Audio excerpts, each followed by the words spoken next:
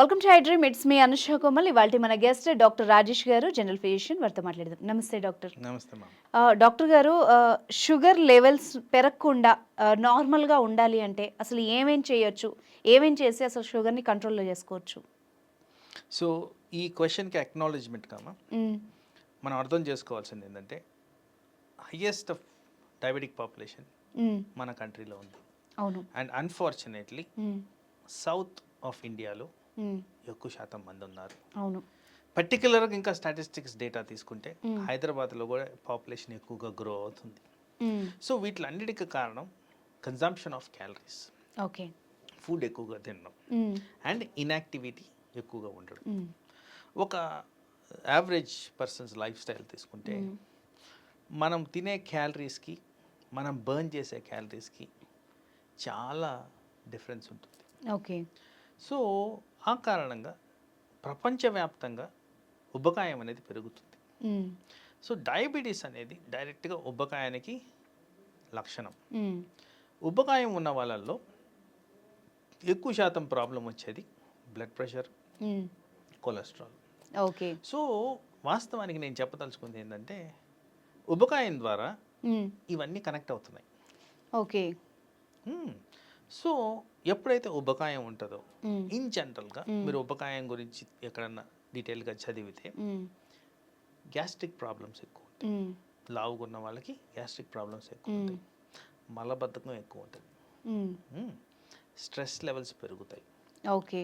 Diabetes కానీ blood pressure కానీ high cholesterol కానీ సాధారణంగా కనిపిస్తుంటుంది. ఇవన్నీ కూడా షుగర్ లెవెల్స్కి ఫ్యాక్టర్స్.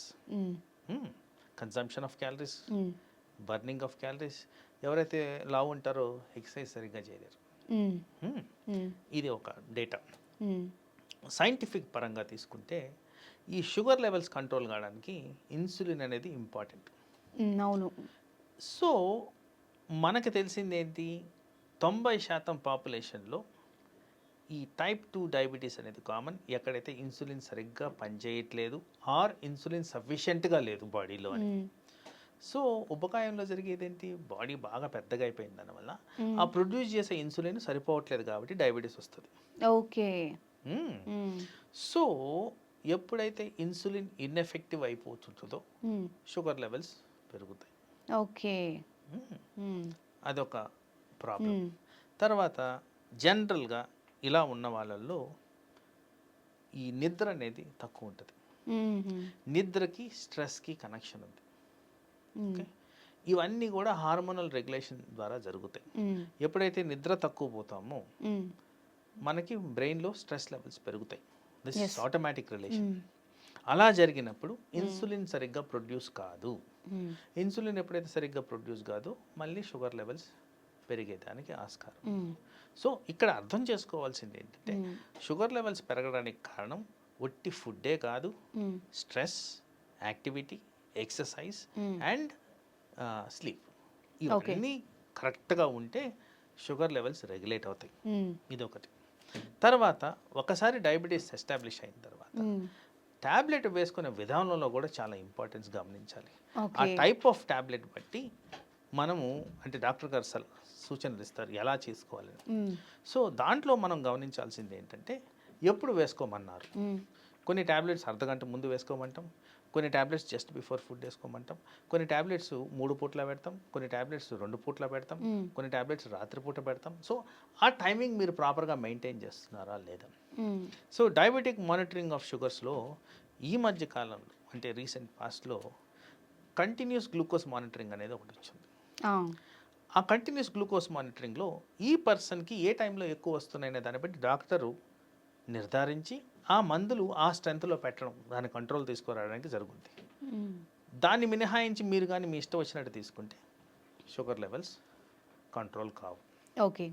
తర్వాత ఇక్కడ కొంత స్వయం పాకం కూడా ఉంటుంది. వీళ్ళకి షుగర్ ఉన్నది మర్చిపోయి దానిమ్మకాయ తింటే మంచిది, నా గుండె బాగా పనిచేస్తుందని, నాకు రక్తం బాగా పెరుగుద్దని అలా తినేవాళ్ళు ఉన్నారు. యాపిల్ కూడా తినొచ్చు అని చెప్తున్నారు కొంతమంది షుగర్ పేషెంట్లు చెప్తున్నారు. వాస్తవానికి దేంట్లో అయితే షుగర్ కంటెంట్ ఎక్కువ ఉంటుందో అవన్నీ అవాయిడ్ చేయడం మంచిది. ఓకే. సో ఇవన్నీ ఏదైనా డౌట్లు ఉంటే డాక్టర్ దగ్గరికి వెళ్ళి క్లారిఫై చేసుకొని చేయడం తప్ప మ్మ్. షుగర్ లెవెల్స్ అదుపులో ఉండాలంటే ఇలాంటివన్నీ రెగ్యులేటెడ్ ఫ్యాషన్స్లో చేస్తేనే ఓవరాల్ పిక్చర్ ఆఫ్ షుగర్స్ కంట్రోల్లో వస్తాయి. సో ఈ అపోహని మైండ్లోంచి తీసేసి ఒట్టి ఫుడ్ ద్వారానే వస్తుంది అనేది మర్చిపోండి. మ్మ్. అన్ని విధాలా మనం చేసే జీవక్రియలు, ఓకే. లైఫ్ స్టైల్, మ్మ్. యాక్టివిటీ ఇవన్నీ కూడా కౌంట్ అవుతాయి షుగర్ కంట్రోల్లో. ఓకే. డాక్టర్ గారు, ఇప్పుడు కొంతమంది నేను షుగర్ పేషెంట్లోనే డాక్టర్ ఏమో యాక్టివిటీ పెట్టుకోండి అని చెప్తారు. అయితే నేను ఫుడ్ తక్కువ తీసుకుంటే, అంటే ఫుడ్ డైట్ కరెక్ట్గా చేస్తే నా షుగర్ లెవెల్స్ మేనేజ్ అవుతున్నాయి, నాకు ఇంకా వాకింగ్ అవసరం లేదు, యాక్టివిటీ అవసరం లేదు అంటుంటారు. అసలు ఓన్లీ ఫుడ్ ద్వారా షుగర్ కంట్రోల్ అవుతుందా?